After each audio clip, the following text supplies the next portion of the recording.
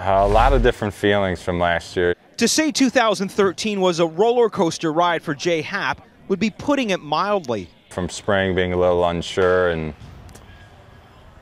to getting the spot and then the injury and then the frustration with the injury was just made for a really long summer. From what I remember, I don't even remember moving my head, but luckily I did turn it just enough to kind of keep it from the eye area.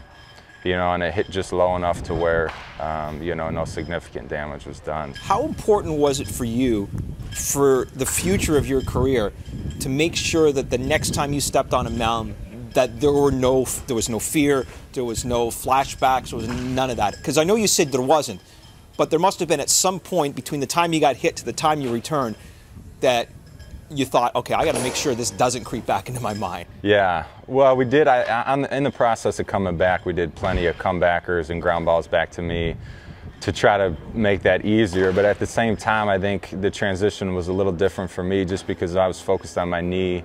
So I was worried about how that's feeling, how I'm turning when I land and all that. So it really almost took some of it out of my head for me. Even though you tell yourself and you tell everybody else that, hey, I'm not going to let it bother me, I just need to get out there and pitch, but there's always those thoughts that go through your mind, that first time back on the hill. But Jay handled everything as good as you could handle it, and all the conversations that we had following that incident and getting back on the mound were all positive and very encouraging. As of today, Happ is penciled in to be the Blue Jays' fourth starter.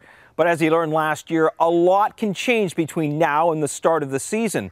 So the only way for him to assure himself a spot in the rotation come opening day is to go out this spring and prove himself all over again. It's kind of been that way, and I've been through that enough now where, I'm just focused on what I can do and focused on trying to stay healthy. And, I think if I'm able to do those things, the performance should speak for itself.